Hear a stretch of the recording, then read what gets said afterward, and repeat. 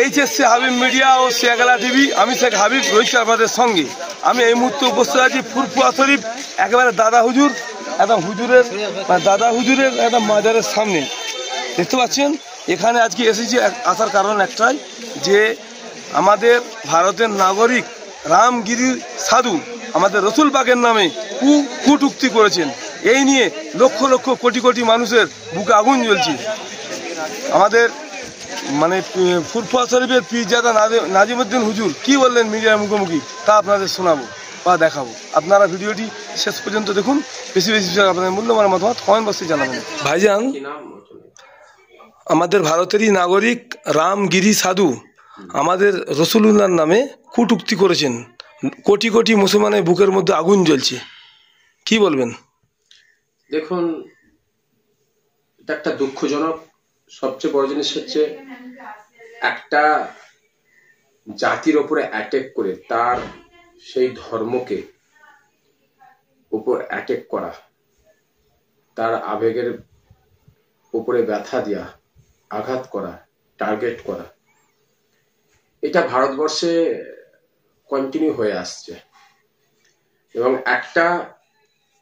সবসময় একটা জাতির উপরে টার্গেট করছে না।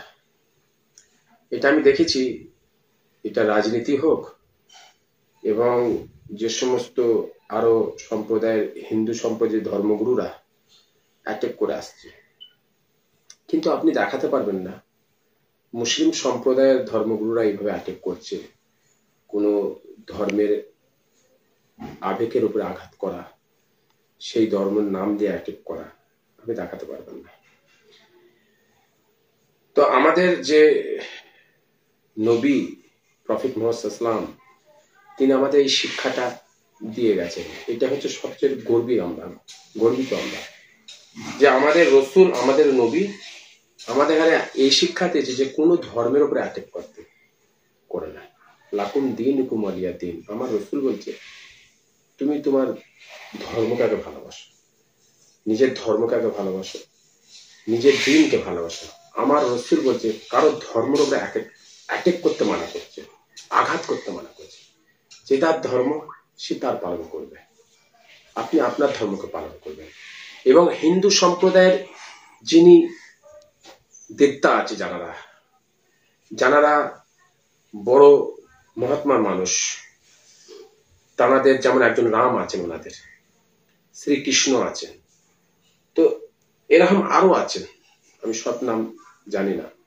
তারাও কিন্তু তাদের ধর্মকে শিক্ষা দেয়নি এটা যে অন্য ধর্মের উপরে অ্যাটাক করে।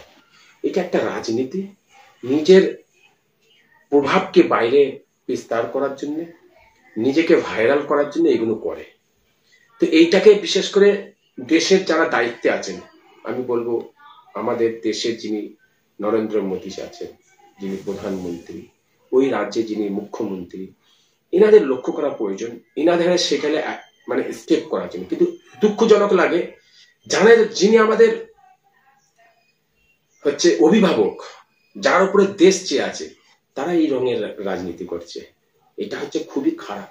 এইটা একটা সামনে আগামীতে একটা ভালোর দিক নয়, এটা খারাপের দিক। আজকে দেখুন, আপনার ঔরঙ্গাবাদ থেকে র্যালি বেরিয়ে বোম্বাই, মানে ওখানে সমস্ত অনলি ফর ঔরঙ্গাবাদ, একটা ছোট্ট রাজ্য। এরা ভাবতে পারছে না মুসলমানদের ক্ষমতা এক একটাকে, এরা ভাবতে পারছে না মুসলিমদের ক্ষমতা বিশাল। একটা রাজ্যে যদি বোম্বে অচল করে দেয়, তা প্রত্যেক রাজ্য থেকে যদি বোম্বেতে গিয়ে পৌঁছায়, তাহলে বোম্বেটা কি হতে পারে? মুসলমান এত কমজোরি নয়। মুসলমান হাতে চুরি দিয়ে ঘুরে বেড়ায় নে। মুসলমান নিজের রসুলকে বেশি জান থেকে বেশি ভালোবাসে। নিজের ধর্মের উপরে তারা আবেগ, ধর্মকে ফলো করে। মুসলমান আল্লাহ রসুলকে, তারা নবী প্রফেট মুহাম্মদ সাল্লাল্লাহু আলাইহি ওয়াসাল্লাম তার নীতি আদর্শের উপরে চলে। মুসলমানকে এই শিক্ষা দেয়নি। এই যে জাহেল মূর্খ গাওয়ার একজন, মানে যিনি এই কথাটা বলেছে, এই তো জাহেল মূর্খ গাওয়ার, এই তো রাজনীতি, এই তো প্রকৃত রামের ভক্ত নয়। এই রামের নাম দিয়ে রামকে বদনাম করার জন্য, শ্রীকৃষ্ণকে বদনাম করার জন্য, হিন্দু সম্প্রদায়কে বদনাম করার জন্য ওই জায়গাটা বসেছে। ওর নিজের পেট পুঁজিটাকে চিন্তা করছে। ও ও নিজের পেট পুঁজিটাকে করার জন্য মানুষের কাছে একটা বিভ্রান্তি সৃষ্টি তৈরি করেছে। আপনি দেখুন সোশ্যাল মিডিয়ায় বিভিন্ন মুসলিমদের বিভিন্ন রকম কথা চলছে, এক একজন এক এক রকম কথা বলবে, হিন্দু ভাইরাও বলবে। একটা দেশে একটা খারাপ মহা তৈরি করলো, এটা কে করলো? হ্যাঁ, রামগিরি সাধু। তাহলে এখানে দেশের সরকারের লক্ষ্য করার দরকার, এদের সাহায্য করার দরকার। আজকে দেখুন ওই বোম্বাইতে একজন আলেম মানুষ, ধার্মিক মানুষ, তিনি সেটা বলেছেন কথাটা, তাকে জেলে ভরে দেওয়া হয়েছে।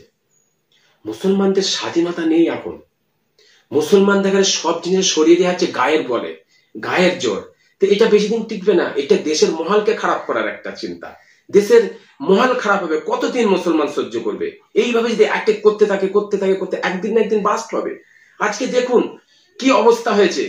কালকে সারা ভারতবর্ষের মুসলিমদের আবেগের উপর আঘাত করেছে। আমি একজন মুসলমান, আমি সাচ্চা মুসলমান, আমি আমার জান থেকে বেশি আমার নবীকে ভালোবাসি। আমি ওই গুলি, বন্দুক, তরোয়াল, জেল কিছু পছন্দ করি না, কিছু মনে করি না। আমরা ইমানই মুসলমান। মুসলমান কোনোদিন মওতকে ভয় খায় না। মুসলমান সবচেয়ে বেশি ভালোবাসে নিজের খোদা, রসুল, দেশকে ভালোবাসে। এই নয় যে মুসলমান চুরি পরে ঘরে বসে আছে, মুসলমান তোমাদের এতে ভয় খেয়েছে না। তোমরা এক একজন ফট করে সোশ্যাল মিডিয়ায় এসে আজ উল্টো পাল্টা বলে দিয়ে চলে গেলে না, 10 মিনিট লাগবে না তোকে বের করতে। তুই যে মোবাইলে এইভাবে বলছিস, আজে বাজে গালি দিচ্ছিস আমার খোদাকে, যদি আমি যদি হিন্দু সম্প্রদায় বা যে কোনো সম্প্রদায়ের যে তাদের মহাগুরুকে যদি আমি অ্যাটাক করে খারাপ ভাষা কথা বলি, আমাকে ছাড়বে নাকি রাস্তায়? আমাদের মুসলিম ছাড়বে না। কিন্তু মুসলমান কেন চুপ করে আছে? নিজের দেশকে লক্ষ্য করছে, নিজের দেশের ভাবমূর্তি যাতে খারাপ না হয়, দেশের এইটা সারা বিশ্বে প্রচার হবে, সারা বিশ্বের মানুষ হাসে। আমাদের এই সম্প্রীতির দেশকে এই দেখে মানুষ হাসে। তো এটা তো চক্রান্ত, এটা হচ্ছে একটা রামগিরি সাধু। একে দেখা যাবে ভেতরতে দেখো